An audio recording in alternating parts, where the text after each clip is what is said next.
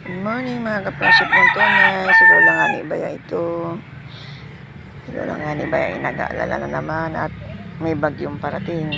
Kahapon ang kulay ng silangan ay kulay pula. Ang kasabihan ng mga matatanda, pag kulay pula ang silangan ay may masamang panahon na parating.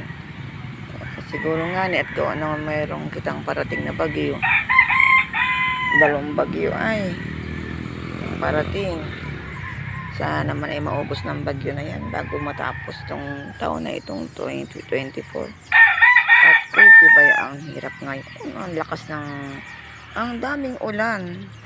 Sobrang daming ulan. Kaya pag sobrang baha ay daming natipirwisyo. Pati ba yung mga hayop namin, mga manok namin nanganganod. Gawa ng sobrang baha. Kaya ako nag-aalala na naman at gawa ng may bagyo na naman parating. Sana naman ay wag nang lumakas at uping hirap man din pag may bagyo. Lalo ba kami dito kami puro mga babae. Meron man ako itong kasamang isang anak na lalaki ay isus. Gulpi namang matatakotin. Yung ulan lamang ng mahina ay naiyak na. Ayawan lamang ay nag-aalala si Lola nga ni Baya ninyo.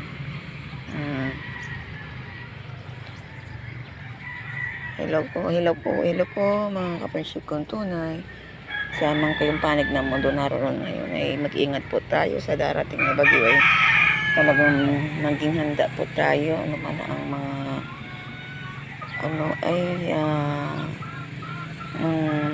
iparating sa inyo ng inyong municipal mayor o barangay. Kayo po ay dapat ay sumunod ng bawang yung mga nasa tabing dagat o kaya mga nasa bulubundukin na nagla-landslide yung location kayo ay pagsabi ng barangay o ng municipal mayor ninyo na lumikas ay likas na agad at huwag nang patagalin pa.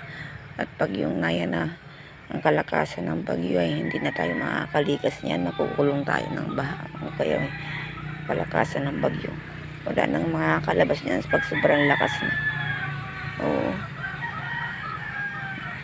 Tingnan ninyo mga kaibigan, mga kaprinsip kung tunay ang aking mga talbos, mga gulay talbos ng kamote ayan ayan sariwang aking mga talbos. Maraming nakikinabang niya mga kaprinsip kung tunay maraming nakikinabang niya. Yung pa umakyat na dun, paakyat na dun sa kahoy paakyat na dun sa kahoy ang aking mga talbos ng kamote nakakatuwa man din yan. At maski Baya ay mataga malayo ay nakakapakinabang yan yung mga talbos ng aking kamote na yan. Masarap bagayan ilagay sa sabaw ng isda. Ayan mga kaprinsip kong tunay, sariwang ang mga talbos ng kamote dito sa akin. Yan, marami ba nangunguha dito, mga estudyante, kapitbahay, hindi kapitbahay. Oo, nakikinabang ito.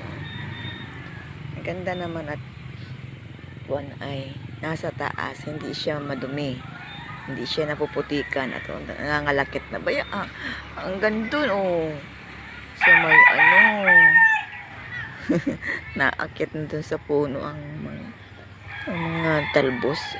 Ito pa yung iba ayan mga kaprinsip kong tunay yan ang mga gulay ni Lola nga ni Baya. Ayan may gabit. Hindi ko lang Baya nagagamasan at matinik man Baya yan. Ito matinik yung mga kahoy na matinik yan. Wala na Bayang oras, wala nang time si Lola nga ni Baya magamas. Ay ito bagong tanim ni Lola nga ni Baya ayan nagtalbos na nagtalbos na ayan. Kaya lang ay di marami pa ng damo pero yan ayan nalaban yan sa damo yung kamote, nalaban yan, tamo malago na bagong talbos lamang yan. tinaniman ko din dyan para maraming makapakinabang, maraming makapanguha ng talbos. Ayan. Yung mga tamad-tama rin magtanim ng ng kamote. Ayan, nandyan marami na silang panalbusan, marami silang panguhaan dyan. Di ba ga?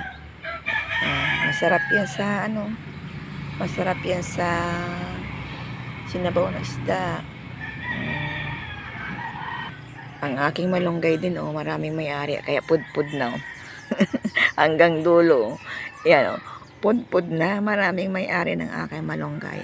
Dito mga kaprinsip kong tunay, pag nagtanim ka dito, maraming may-ari. Ayan tulad na lang nung aking mga gabi doon sa likod ng bahay. Ang dami ng aking mga gabi. Ay di ako nakakapag-ulay lang ng aking mga gabi ay tuwing araw ng Sabado or Sunday. Ay ngayon noong mga nakaraang araw, ako'y nakaisip maggulay. Araw yata ng linggo yun. Ay pagpunta ko'y wala ng gabi. Yun pala bininta ng kapitbahay ko. Sabi sa akin dito ng isa kong kapitbahay. Sabi ng kapitbahay ko, ate, marami ka naman pala diyang gabi. Ay, saan ba galing yung gabi mo na yung kinuha? Ay, sabi ko sa likod bahay. Wala na nga ni. Sabi naman ng isa ay marami atin dala yung isang kapitbahay natin kahapon. Ay, kung saan adalhin, ay binigyan nga ni ako ng mga tatlong piraso. Ang gabi na nagulay. Ay sabi ko, kaya pala naubos sa iya mo. Gabi lang yun. Matubo na naman uli yun. Ayan may papaya naman ako. Ayan ang papaya. Ayan. Ang papaya ni Lola nga ni Baya. At ito naman yung makaisa-isa kong puno na nyog. Ay, awang pabaga dito. At pagbuhat nung maliit pa siya, ganyan na yung kanyang dahon. Ganyan na yung dahon niya. Ayun mataas na siya taas na ang aking nyug. Ang aking mangga naman ayan wala pang bunga, hindi pa siya namumulak-ulak.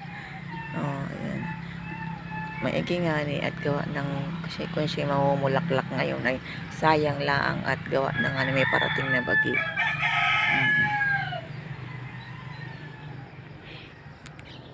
Ay hala po mga kaibigan, ingat-ingat po tayo at may mga parating na bagyo ay ingat po tayo mga kaibigan.